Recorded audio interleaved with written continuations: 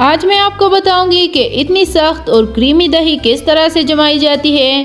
सर्दियों में दही ठीक से नहीं जमती, इसके अलावा खट्टी हो जाती है। मैं आपको यकीन करे गारंटी देती हूँ, इतनी क्रीमी इतनी स्मूथ दही आपने आज तक नहीं देखी होगी।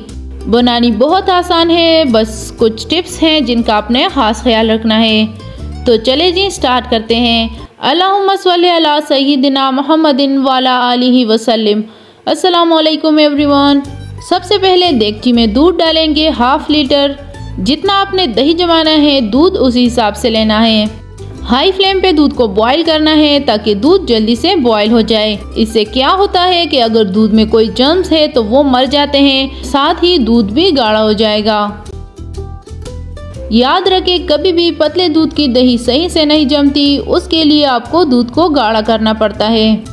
रमज़ान में सहरी में दही लाजमी खाना चाहिए। बाजार वाले दही का पता नहीं लगता, उसमें तरह तरह के केमिकल्स ऐड किए जाते हैं। घर पे खालिस दही बना के सहरी व अफ्तारी में यूज़ किया करें।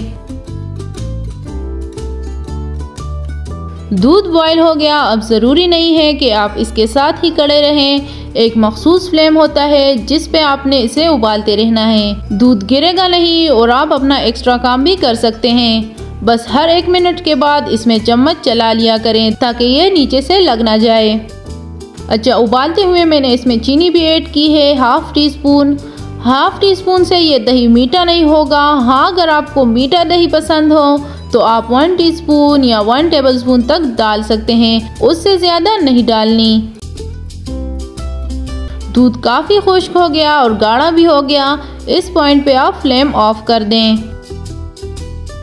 अब दूध को ठंडा करना है। दूध इतना ठंडा होना चाहिए कि आप उसमें अपनी उंगली डाल सकें। दूध ठंडा हो गया। अब मैंने जिस बर्तन में दही जमाना है उसमें दूध डाल लिया। दूध में आपने एक भी बूंद ज़ाया नहीं करना। अच्छी तरह से सारा दूध मलाई के साथ स्पैचुला से साफ कर लें। अब इसमें जो दही डालना है उसको आपने अच्छी तरह से फेंट लेना है। बहुत ज़्यादा खट्टा दही नहीं होना चाहिए, वरना जो दही जमा रहे हैं वो भी खट्टी हो जाएगी। इसमें 1 टेबलस्पून तक दही डाल दें। अब इसे अच्छी तरह से फेंट लेना है। अच्छा, ये प्रोसेस बहुत ज़रूरी है और आपने ये क्यों करना है? एक बात तो इसमें जाग आएगी जिससे जो मलाई बनेगी वो मोटी और बहुत खूबसूरत लगेगी। दूसरी बात, दूध के अंदर जो चिकनाहट होती है वो इस तरह फेंटने से ऊपर आ जाती है और वही चिकनाहट जो मलाई होती है उसको मोटा करने में मदद करती है। अब इसको कवर कर लें। कोशिश करें कि किसी गर्म कपड़े में कवर कर लें और गर्म जगह पे इसे रख लें। और आपने इसे सारी रात या फिर 8 से 9 घंटों के लिए रखना है। उसके बाद आप इसे 1 घंटा फ्रिज में रख लें ताकि दही अच्छी तरह से शेप में आ जाए। माशाल्लाह बहुत सख्त दही बनी है, पानी का एक कतरा भी नहीं है। ऊपर बालाई की एक मोटी लेयर बनी है। खालिस घर का दही है, किसी भी केमिकल से पाक दही ज़रूर ट्राई करें। रेसिपी पसंद आई हो तो चैनल को सब्सक्राइब और वीडियो को लाइक एंड शेयर ज़रूर करें। इजाज़त दीजिए, अल्लाह हाफिज़।